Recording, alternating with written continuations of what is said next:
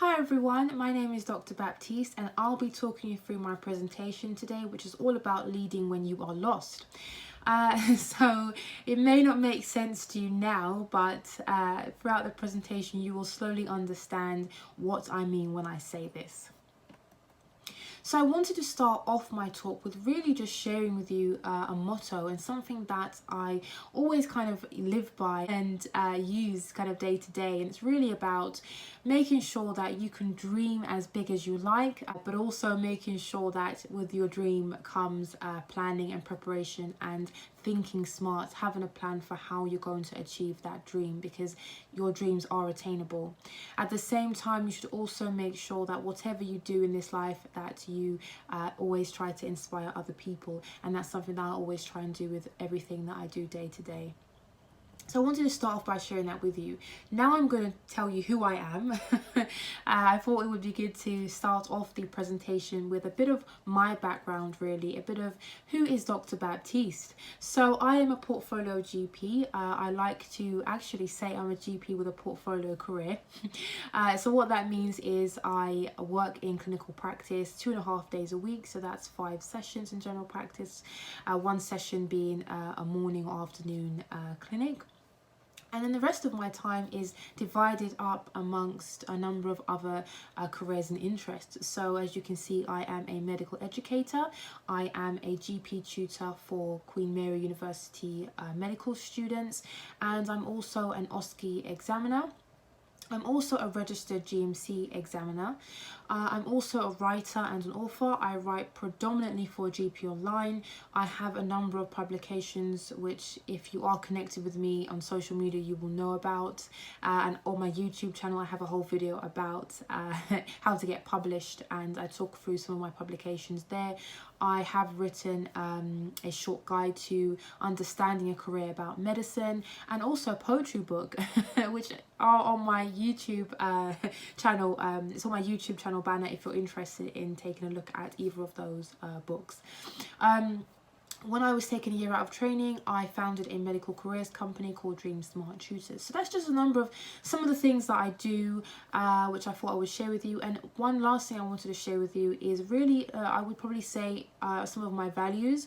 So I'm passionate about whatever I do. My portfolio career is kind of easy for me to do because it's all my interests, it's all the things that I'm passionate about.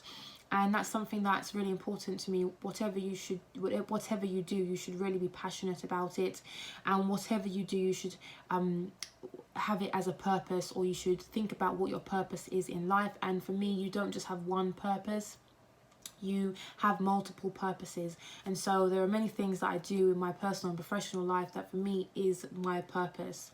I always believe in being positive. It's something that I've always struggled with, really. I'm not the most positive of people, but in the last few years I've really tried to work hard at being positive, because you really do need a positive mindset to be successful.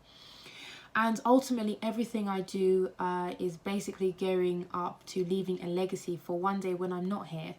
And I always try and work with love. Everything I do, I try and spread a bit of love around. So I'm always open to connecting with like-minded individuals, people who are interested in knowing what I do and interested in maybe working with me, or even just speaking to me. I'm always open to speaking to people, so feel free to connect with me. I have a YouTube channel which I briefly mentioned. I'm also on Instagram and Twitter, and of course I'm on LinkedIn as well, which I mentioned briefly. So let's talk about my journey and how I led when I was lost. So I attended a comprehensive school, or a state school. It wasn't the best school, but at the same time it wasn't the worst of comprehensive schools out there. Which you may or may not know, comprehensive schools are not, some are better than others, but on the whole, what I found, and certainly from my experience, my school was not equipped with all the information and all the resources that I needed in order for me to undertake this medical journey and get into medical school. So I felt that I was at a disadvantage. What helped me was having a very supportive family, And having parents that really helped me kind of tick off those boxes in order to understand more about medicine and in order to get into medical school. So I attended UCL and I graduated in 2013. I did a BSc, so I have a BSc in speech science and communication. And then after that, I went into the big wide world and I started working as a doctor. I did 2 years as a foundation doctor, and then I decided that I wanted to really take some time out of training. And it was during this time that I really questioned my decision to study medicine. If you are connected with me, if you follow me on YouTube and you're subscribed, you will know that I've spoken about how much I wanted to be a doctor since I was about 4 or 5 years old. So it was something that I always wanted to do. It was always something that I wanted to do, and there wasn't any other career that I felt suited me and suited my personality and what I wanted to kind of get out of life and what I wanted to give back to the world. So medicine was always there and at the forefront of my mind and something that I worked towards. But during my foundation training, I was met with a lot of challenges, a lot of things that I felt that I wasn't really aware of. Although I was a medical student and I was on the wards, it's not exactly the same as working as a doctor. And so for me, it was a point where I needed to kind of just take a break. I needed to really think about whether this was something I wanted to keep doing. And at that time I was burnt out. I was, as a doctor, you're working long hours and you may not see your family and friends as much as you would like. And for me, that was something I always was a little bit frustrated by. And yeah, I just thought I needed to take some time out to really just figure out where I was going next and if I still wanted to be a doctor. So long story short, I realized that I still wanted to be a doctor. The passion that I spoke about earlier, the passion was still there. And I realized that actually it wasn't me, as I would put it, it was the system. It was a lot of things that I saw in the NHS that I wasn't particularly happy with. And I thought, well, okay, so if I want to be a doctor, the passion is still there. How can I then navigate this system? And for me, it was all about general practice. I hadn't really considered general practice before that time. I started off medical school thinking about ENT. Then I thought about cardiology.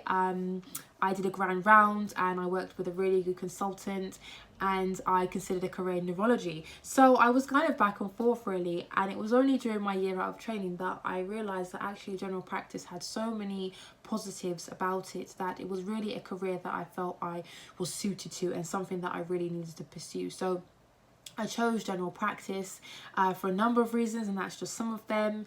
And then I became a GP and started my portfolio career. Well, actually, that's not technically true. I started my portfolio career when I took my year out of training. So again, it was during that time I did a lot of networking.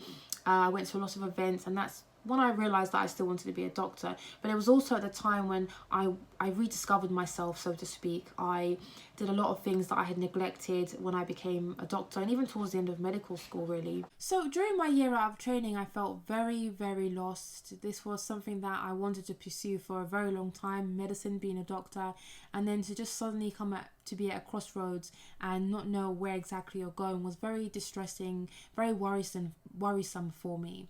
However, I still tried to give back to society. I still tried to contribute positively to society and to help other people. And I picked myself up and I found something that I felt I was very suited to.